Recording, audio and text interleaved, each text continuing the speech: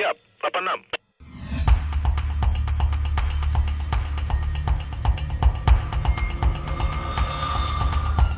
Pagi ini kita bergabung bersama Samsat Jakarta Timur untuk melaksanakan sosialisasi dan juga himbauan terhadap masyarakat untuk melakukan pembayaran pajak karena ada penghapusan denda pajak kendaraan bermotor. Iya Mas, maaf ganggu perjalanan ya.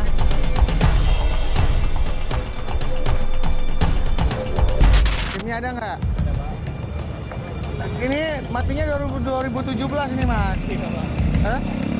Ayo turun dulu Mas. Gimana nih Mas ceritanya nih? Ya belum diurus Mas. Belum diurus? Ini mobil siapa Mas? Mobil istri saya. Mobil istri sendiri? Iya. Ayo kita ke sana nih Mas. Ini mati sampai dari 2017. Mas ini Mas. Di awal pelaksanaan kegiatan razia ini kami menemukan sebuah kendaraan yang kita lakukan pemeriksaan secara random dan kita menemukan pajak dari kendaraan tersebut sudah mati sejak tahun 2017. Dia diadakan pemutihan dari tanggal 29 Juni sampai dengan 31 Agustus 2018 ini. Mas ini harus segera karena memang masa berlaku SNK ini sudah tidak berlaku ini Mas. Jadi Mas kalau misalkan bayar sekarang pajak kendaraan bermotornya ini ada penghapusan denda pajak kendaraan bermotornya. Biar jelas di sini aja dulu Mas. Nggak lama kan Pak ya? Nggak lama. Karena kan kalau nggak saya harus tilang serang. Oh gitu. Ini harusnya nih kita bisa tilang SMK-nya Mas dulu ya. Coba silakan. Kami memberikan informasi dan juga menghimbau kepada yang bersangkutan untuk segera melaksanakan pembayaran pajak. Selain itu juga kita memberhentikan kendaraan lainnya yang menurut kasat mata dari petugas bahwa kendaraan tersebut sudah melebihi dari kapasitas muatan daripada kendaraan tersebut. Mana Bos? Dari Tangerang. Mau ke Bekasi. STNK-nya ada? Ada. Mana lihat? Tadi Udah. SIM-nya? SIM-nya udah ditilang kemarin. SIM-nya ditilang kemarin. Iya. Sekarang STNK-nya? SNK-nya. Izin Pak. Kemarin ditilang karena apa nih? Pajak mati, tapi dia ngambil SIM. Tahu nggak kenapa diberhentikan tadi? Pengendara dan penumpangnya tersebut seperti kebingungan, mereka tidak mengetahui akan kesalahannya karena menurut mereka semuanya lengkap dan mereka juga menggunakan helm standar baik yang dibonceng maupun pengendaranya. Tapi kira-kira itu kendaraan kamu melebihi daripada muatannya nggak? Kapasitasnya nggak? Muatan.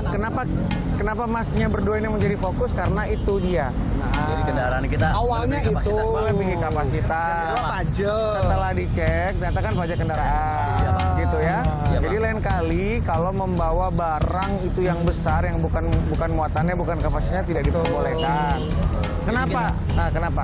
Jadi kita kalau bawa tangga kayak gini nggak boleh Pak ya? Nggak boleh. Menurut sampean ini mengganggu nggak ini? Mengganggu Bisa juga, membahayakan nggak? Iya. Membahayakan kan? Kami himbau juga kepada masyarakat untuk tidak sungkan-sungkan menanyakan kembali kepada polisi yang bersangkutan apabila mereka masih belum paham kenapa mereka diberhentikan ataupun kesalahan-kesalahan apa saja yang mereka sudah lakukan. Kalau jatuh atau apa di tengah jalan, mengganggu yang lainnya nggak? Mengganggu Pak, jatuh. Tapi kita udah Tapi sudah ikat. diikat Pak. Waktu itu buat SIM nggak?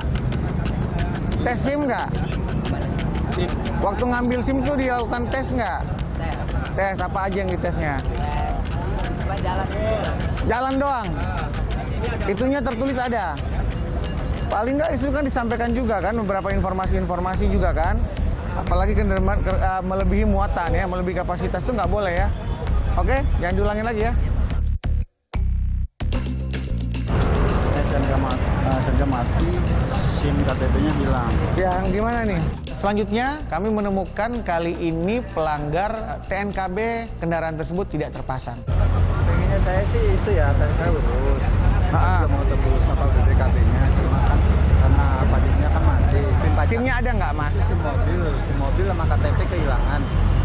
Surat kehilangannya ada, cuma udah nggak berlaku karena saya belum sempat balik buat ngurus. Yang bersangkutan tidak bisa menunjukkan SIM karena beralasan bahwa SIM dan juga KTP yang bersangkutan hilang. Enggak, ini kan kalau lihat masa berlakunya 2014 nih. Sementara sekarang udah 2018, 4 tahun yang lalu dong artinya. Iya. Selama 4 tahun nggak pernah dilihat-lihat nih kendaraan nih. Kalau kendaraan justru aku baru beli kemarin. Enggak, ini Mas belinya berapa? Belinya itu kemarin 2 juta. Ini 2 juta. Pelanggar tersebut baru saja membeli kendaraan tersebut beberapa hari yang lalu dan kendaraan ini dibeli dengan harga yang tidak wajar. Kira-kira Mas yakin nggak itu bahwa kendaraan itu terdaftar? BPKB fotokopian. Yakin nggak BPKB-nya itu tidak dijaminkan di bank ataupun di tempat-tempat lain? Dia digadein sama saudaranya. Nah, jadi Mas beli kendaraan yang sedang digadai. Sudah bayar 2 juta. Terus kenapa Mas nggak dikasih BPKB-nya? Kalau udah beli kan harus dapat STNK BPKB. Saya perjanjian. Terus ada tanda terima nggak? Tanda terima sih enggak. Waduh, nggak ada perjanjian. Perjanjiannya cuma Perjanjian jual beli. Cuma ngomong aja. Dan ternyata yang lebih ironisnya lagi sih, di saat membeli kendaraan tersebut tidak ada surat perjanjian jual beli, hanya sekedar ucapan dan kepercayaan karena beralasan tempat tinggal yang bersangkutan sangat berdekatan.